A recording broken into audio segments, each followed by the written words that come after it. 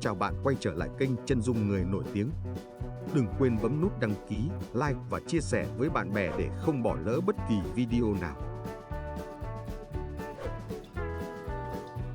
Nguyễn Ngọc Ngạn sinh ngày 9 tháng 3 năm 1945 tại huyện Phúc Thọ, tỉnh Sơn Tây cũ, nay thuộc Hà Nội, là con thứ 3 trong một gia đình có 6 người con. Ông là một người có sự nghiệp đa dạng và thành công, được nhiều người ngưỡng mộ không chỉ bởi tài năng mà còn bởi nghị lực và những trải nghiệm đặc biệt trong cuộc đời.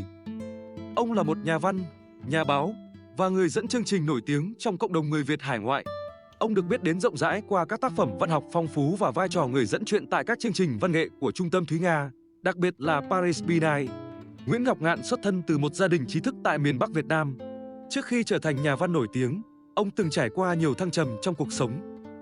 Năm 1974, Bộ Giáo dục Việt Nam Cộng hòa biệt phái ông về tiếp tục dạy học, nhưng không được bao lâu thì đến ngày 30 tháng 4 năm 1975. Sau ngày Sài Gòn sụp đổ, Ngọc Ngạn phải học tập cải tạo.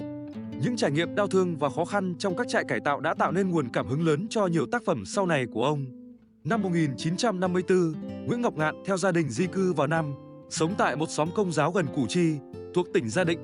Đến năm 1957, gia đình ông chuyển về khu ngã ba Ông Tạ, quận Tân Bình, tỉnh Gia Định cũ. Ông đã trải qua thời niên thiếu đầy biến động nhưng cũng không kém phần phong phú về trải nghiệm và học vấn. Ông học tại trường Nguyễn Bá Tòng, nay là trường Trung học phổ thông Bùi Thị Xuân, thành phố Hồ Chí Minh và trường Trung học Chu Văn An, Sài Gòn. Trong thời gian này, ông đã kết bạn và chơi thân với những người sau này trở thành nghệ sĩ lừng danh như Giang Tử và Chế Linh. Ông cũng từng theo học kịch nghệ tại trường Quốc gia âm nhạc và kịch nghệ Sài Gòn, cho thấy niềm đam mê nghệ thuật từ sớm. Sau khi tốt nghiệp trung học, Nguyễn Ngọc Ngạn học lên đại học tại trường Đại học Văn khoa Sài Gòn và sau đó giảng dạy ngoại ngạch tại một số trường công lập.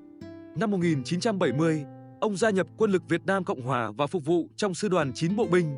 Sau này chuyển về Tiểu đoàn Địa phương Quân tác chiến ở quận Cái Bè, tỉnh Định Tường, nay thuộc tỉnh Tiền Giang. Năm 1974, Bộ Giáo dục Việt Nam Cộng hòa biệt phái ông về tiếp tục dạy học.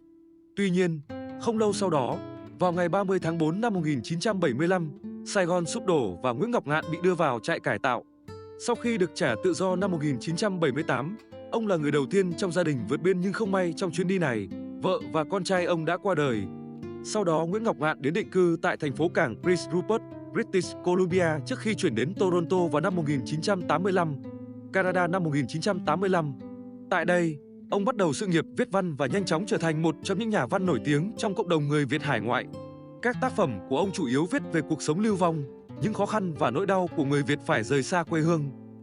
Một số tác phẩm tiêu biểu của ông bao gồm Biển Vẫn Đợi Chờ, Cõi Đêm, Lúc Gần Sáng, Dòng Đời Lặng Lẽ, Xóm Đạo, Căn Nhà Số 24, Đêm Không Trăng, Truyện ngắn Nguyễn Ngọc Ngạn.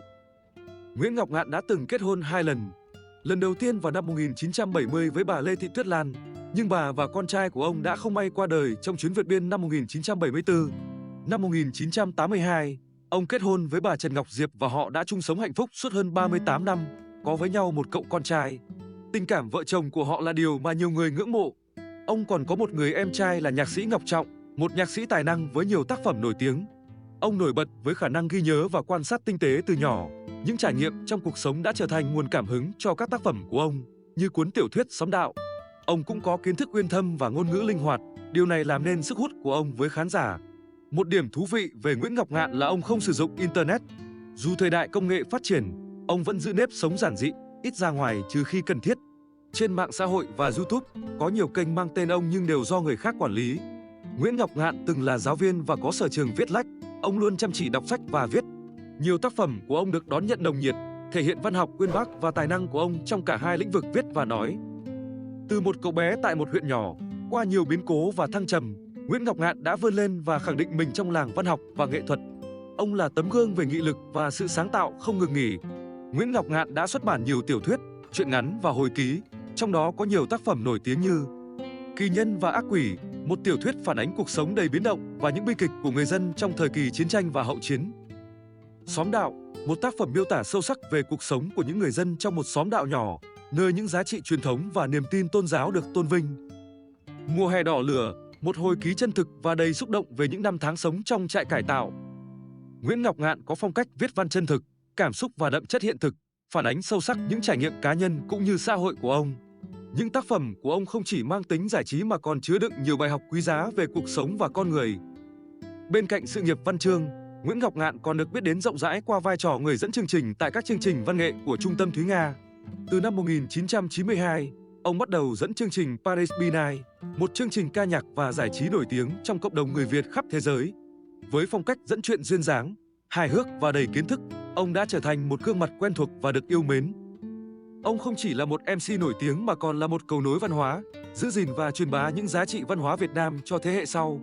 Ông luôn cố gắng mang đến những chương trình chất lượng, đa dạng về nội dung, từ âm nhạc, hài kịch đến các tiểu phẩm văn học.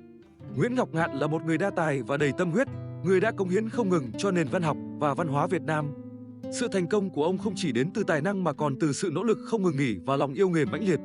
Ông đã góp phần làm phong phú thêm đời sống văn hóa của cộng đồng người Việt hải ngoại, đồng thời giữ vững và phát huy những giá trị truyền thống của dân tộc.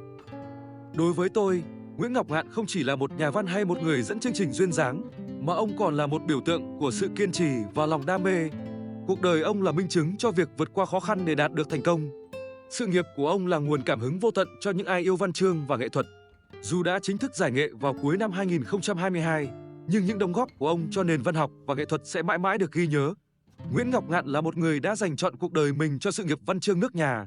Những đóng góp của ông xứng đáng được ghi nhận và lưu danh, không chỉ vì những tác phẩm xuất sắc mà còn vì tinh thần kiên trì và lòng yêu nghề. Sự nghiệp của ông là một câu chuyện về lòng đam mê và sự cống hiến, là nguồn cảm hứng cho tất cả chúng ta.